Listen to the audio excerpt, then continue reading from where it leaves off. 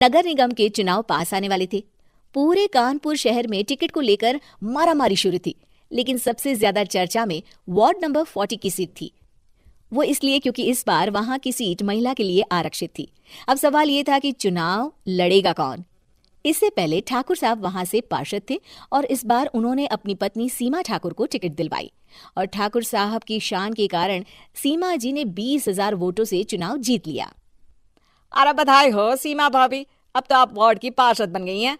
अब तो हमारे काम आप ही करवाएंगी। अरे ये तो सिर्फ नाम की पार्षद बनी है, वो तो महिला सीट आ गई, वरना पार्षद तो मुझे ही बनना था। अब भले ही चेहरा इसका होगा लेकिन पावर तो मेरी ही होगी। अरे वाह भाई साहब, क्या दिमाग लगाया है आपने भी। आइए आप लोग, खाना लगा दिया है सबके लिए। सीमा जी पार्षद बन चुकी थी, फिर भी उनकी एक ना चलती। सारे काम ठाकुर साहब खुद ही संभाल लेते और जहां जरूरत पड़ती वहां सीमा जी का अंगूठा लगवा लेते। सीमा जी ज्यादा पढ़ी लिखी भी नहीं थी। एक दिन ठाकुर साहब और सीमा एक प्रोग्राम में जाते हैं। अरे ठाकुर साहब, आप आ गए। ओहो, पार्षद मैडम भी आ गई हैं। स्वागत है आप दोनों का। लगता है हमारे पार्षद फंड का सही इस्तेमाल हो रहा है। चलिए अब उद्घाटन करते हैं। ये लीजिए ठाकुर साहब कैची, आप ही सबसे पहले प्रवेश कीजिए। सब लोग आगे निकल जाते हैं और सीमा जी पार्षद होने के बावजूद भी पीछे खड़ी रह जाती हैं। वो देखती हैं कि वेलकम बोर्ड पर उनका नाम है, लेकिन महिला होने के कारण कोई उनका सम्मान नहीं कर रहा। अगले दिन एक आदमी उनके घर आता है। अरे ठाकुर साहब नमस्कार।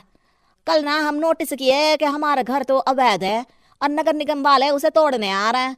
अरे कुछ कीजिए ना ठाकुर साहब। देखो भाई, मैं तो ज्यादा कुछ कर नहीं सकता, पर अगर तुम सबकी जेब गर्म कर दो तो कुछ हो सकता है। कुल मिलाकर 4 लाख लगेंगे।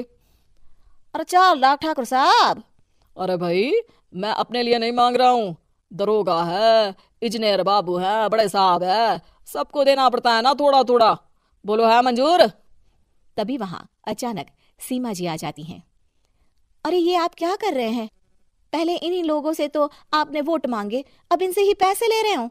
अरे चुप रहो तुम, तुम्हारा काम है सिर्फ अंगूठा लगाना, तुम वही किया करो। मुझे दूसरे काम तुम मत सिखाओ, समझी? और तुम ना जाओ, अब पैसे लेकर आओ, वरना जेसीबी किसी भी वक्त आती होगी। सब कुछ ऐसे ही चलते रहता है। एक दिन सीमा जी और ठाकुर साहब को एक लोकल मीटिंग में बुलाया जाता है। वहां पर कई और अधिकारी लोग भी मौजूद रहते हैं। अब मैं चाहूंगा कि ठाकुर साहब हमारे बीच 2 शब्द कहें। मेरे प्यारे भाइयों और बहनों, आज मेरा सौभाग्य है कि मैं आप सबकी सेवा दिन रात कर पा रहा हूँ। आपने मेरी पत्नी को भारी मतों से जिताया है, इसलिए मैं आप सभी का शुक्रगुजार हूँ। मैं आप सबसे वादा करता हूँ कि हमेशा की तरह हमारे वार्ड में किसी को कोई तकलीफ नहीं आने दूंगा। सभी लोग तालियां बजाने लगते हैं। अब मैं माननीय पार्षद मैडम को स्टेज पे बुलाना चाहूंगा। अपने नाम को बुलाया सुनकर सीमा जी एकदम चौंक जाती है। उन्हें बिल्कुल उम्मीद नहीं थी कि इतनी बड़ी जगह उन्हें मंच पर बुलाया जाएगा। जैसे तैसे वो मंच पर चढ़ती हैं। ऊपर जाते ही सीमा जी को सारी पुरानी बातें याद आ जाती हैं कि किस तरह उनके पति उन्हें कभी भी आगे बढ़ने नहीं देते और उनके नाम से गलत काम करते हैं। वो बोलने लगती हैं, मैं आपके वार्ड की पार्षद सीमा हूं। आप में से बहुत कम लोग ही मुझे जानते होंगे, क्योंकि इससे पहले मुझे कभी ऐसा मौका ही नहीं मिला। सारे मौके मेरे पार्षद पति यानी आपके ठाकुर साहब ही लेते रहे, लेकिन आज ये मौका मुझे मिला है तो मैं इसे ऐसे ही नहीं जाने दूंगी। मैं आपको ये बताना चाहती हूँ कि आपके ठाकुर साहब मेरे नाम की आड़ में गैर कानूनी काम करते हैं, जिस पर अंगूठों के निशान मेरे होते थे।